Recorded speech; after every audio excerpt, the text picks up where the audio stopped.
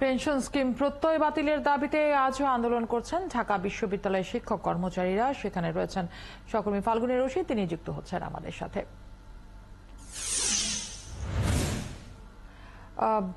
ফাল্গুনী, আন্দোলনরত শিক্ষকদের আজ কি কি কর্মসূচি রয়েছে? সরকারের সাথে শিক্ষকদের বৈঠকের কোনো তথ্য কি জানতে পেরেছেন?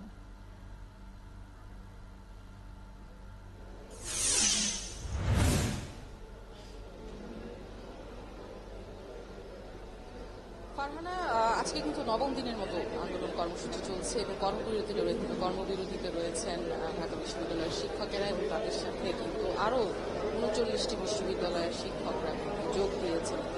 বিশ্ববিদ্যালয় শিক্ষক সমিতি ফেডারেশনের যিনি মহাসচিব, তিনি এই আন্দোলনের নেতৃত্ব দিচ্ছেন। তিনি আজকে যেটি জানিয়েছেন, মোট ৪০টি বিশ্ববিদ্যালয় সারা দেশে কর্মবিরতিতে রয়েছে, অর্থাৎ কোনো ক্লাস পরীক্ষা কিন্তু হচ্ছে না। আমার সামনেই ভর্তি পরীক্ষা বা গুচ্ছ পরীক্ষা রয়েছে, সেইটিরও কিন্তু কোনো অগ্রগতি দেখা যাচ্ছে না।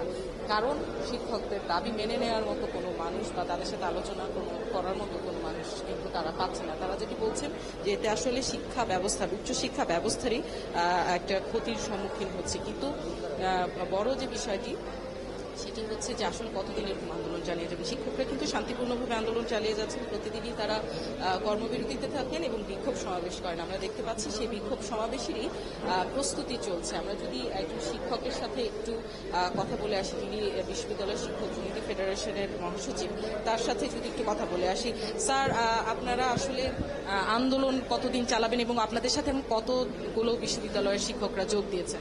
ধন্যবাদ। আমাদের ৩ দফা দাবি আদায় নেওয়া পর্যন্ত আমরা আমাদের আন্দোলন চালিয়ে যাব। আর আমাদের সাথে আগে ৩৫টি বিশ্ববিদ্যালয় ছিল, এখন আরো 5টি বিশ্ববিদ্যালয় যোগ দিয়েছে, সর্বমোট 40টি বিশ্ববিদ্যালয় আমাদের সাথে আন্দোলন করছে।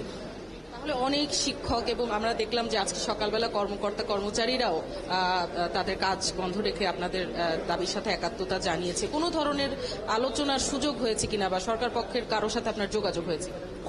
কর্মচারীরাও তাদের দাবি আদায় নিয়ে, কারণ তাদেরও আলাদা ফেডারেশন আছে, তাদের আলাদা সমিতি আছে, তারাও দাবি আদায়ের জন্য আন্দোলন করছে।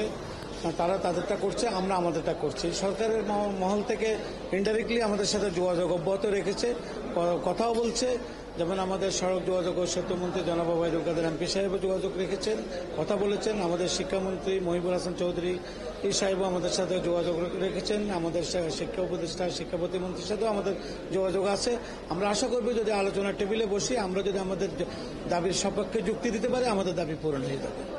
তারা কি আলোচনায় বসার কোনো আশ্বাস দিয়েছেন কিনা? বা এখন পর্যন্ত আমাদের সরাসরি কোনো আশ্বাস দেয় নাই, তবে আমাদের সাথে ওনারা আলোচনা বসবেন, এটাই আমরা আশা করছি। ধন্যবাদ স্যার। আমরা শুনছিলাম যে তারা বলছিলেন যতদিন পর্যন্ত আসলে আলোচনা না হবে ততদিন পর্যন্ত কিন্তু তাদের আন্দোলন চালিয়ে যাবার যে বিষয় সেটি অব্যাহত থাকবে। তবে নতুন কোনো কর্মসূচিতে যাবেন কিনা সেই বিষয়েও কথা হচ্ছিল। আজকে রাতে বাংলাদেশ শিক্ষক সমিতি ফেডারেশনের একটি বৈঠক, ধন্যবাদ। সেই বৈঠক।